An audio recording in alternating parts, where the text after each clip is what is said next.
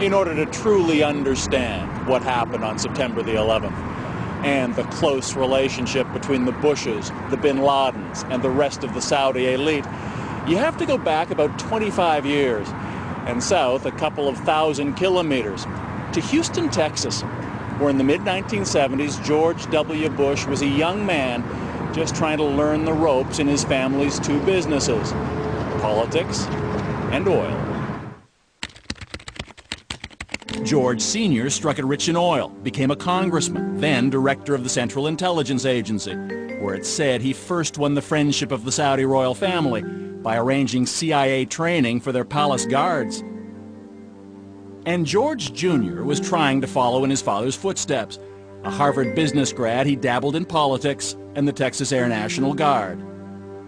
And it was about the same time that a man named Bill White, a former fighter pilot with a Harvard MBA himself, was recruited to work in Houston with someone with business and personal connections to both George Bushes.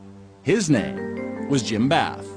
This fellow, James R. Bath, needed someone to run a series of real estate companies that would be grub-staked by not only the political families, but also by some foreign nationals, the Saudis. And so I came down on an interview and met Jim. They opened an office in downtown Houston, where Bill White became Jim Bath's partner and confidant. But White says Bath spent most of his time dealing with his foreign partners, a wealthy Saudi family, the bin Ladens.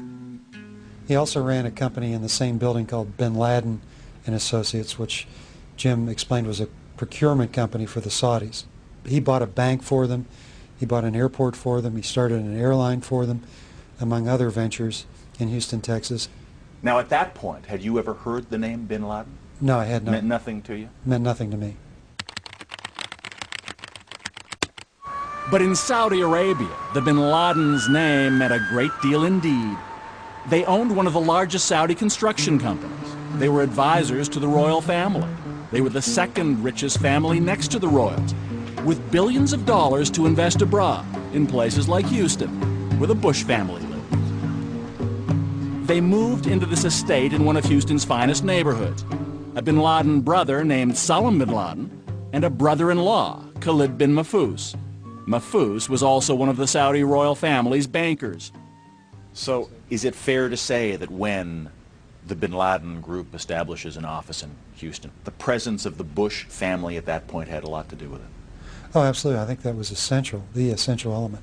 And I don't think any of those dollars would have come into the United States or any of those assets been purchased had not there been this quid pro quo relationship with the Bush family. While the bin Ladens built their ties to Texas, back home in Saudi Arabia they were making another kind of foreign investment. In 1979, the Soviet Union occupied Afghanistan. The Saudi royal family wanted to build a Muslim army known as the Mujahideen to defend Islam and force the Russians out. They turned to their trusted advisors, the bin Ladens, who offered up a lanky 21-year-old named Osama.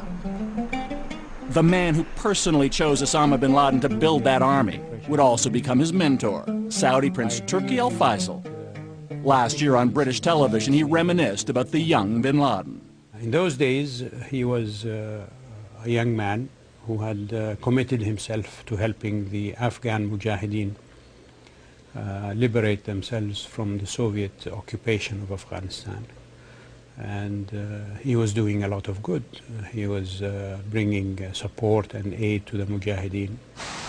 Meanwhile, back in Houston, the Bush family was also on the move.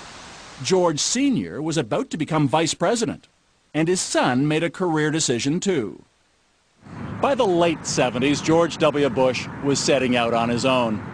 He established an oil exploration company that he called Arbusto, a Spanish word that loosely translated means bush. But before Arbusto could find oil, it needed to find some money, operating capital. And apparently George Bush knew where to look. Well, Bath had told me that he had used Saudi money to fund George Bush Jr.'s foray into the energy business. This is the Arbusto Corporation? Yes, the Arbusto Partnerships. As Bath's partner, Bill White, says he had access to information about the financial dealings between the bin Laden family and George W. Bush. He later obtained Bath's personal financial statements when the two had a falling out and became involved in litigation. On schedules that show his partnership interests, he shows a personal partnership interest of $25,000 invested in Arbusto 79 and another $25,000 investment in Bush 80. But according to White, that share was only Bath's commission for investing the bin Laden's money with Bush. Do you have any knowledge of how much money the Saudis put in? Well, he told me it was in excess of, $1 million. So there's no question in your mind whatsoever that whatever went into George W. Bush's companies from Jim Bath was money from the Saudis. 100% of it was Saudi money. And George W. Bush would have been aware of that? Oh, absolutely. But that wasn't all. A few years later, another oil company in which George W. Bush was involved needed cash. It got a reported $25 million, again, thanks in part to Bush's old Houston neighbor, Khalid bin Mahfouz, Osama bin Laden's brother-in-law. And it wasn't only George Bush the son who benefited. The bin Ladens did business with the Houston bank where George Bush Sr. was on the board. What time is it? Victory time. This is the non-political part of this. Come on. And businessman Bill White says whether Bush Sr. knew it or not, the bin Ladens were also generous with him when he ran for president in 1988, allegedly finding a way around the U.S. ban on foreign campaign contributions. My understanding from Bath was that they were making campaign contributions by taking briefcases full of cash to the law firms.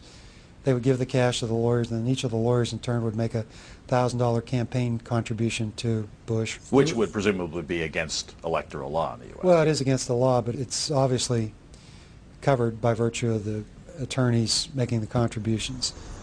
And when George Bush Sr. became president, as with George W. more than a decade later, the Saudis occupied a special place at the White House. The Oval Office always open to one man, Saudi Arabia's ambassador, Prince Bandar. He's got instant access. He calls them up, says, I'm coming over. He's got instant access to the CIA, anybody he wants. He can summon people. He can call anybody up at home at any time, which most ambassadors in Washington cannot do.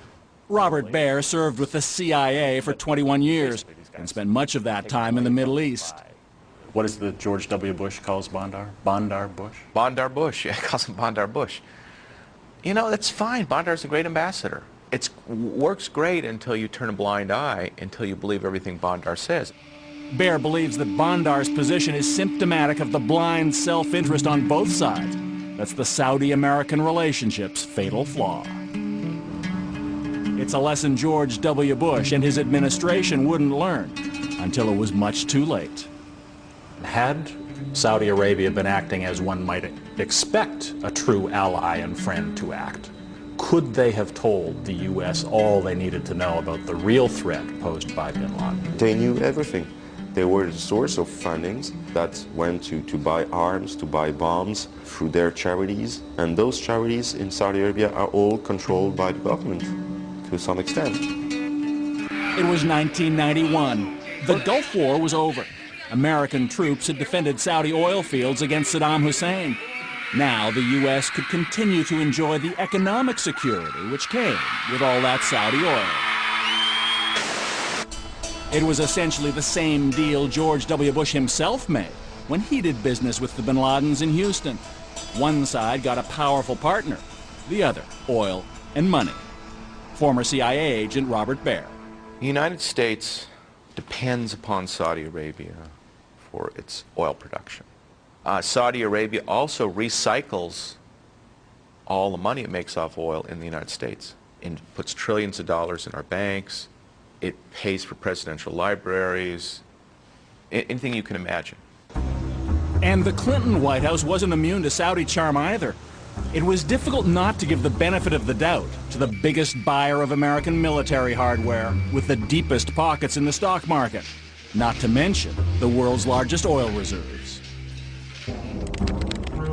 Which is why after George Bush Sr. left office and became a senior advisor to the powerful international investment firm, the Carlyle Group, he paid a number of visits on their behalf to his good friends, the Saudi royal family and the bin Ladens. It's a very nice reunion with friends. I'm very pleased to be here. They soon became Carlyle clients.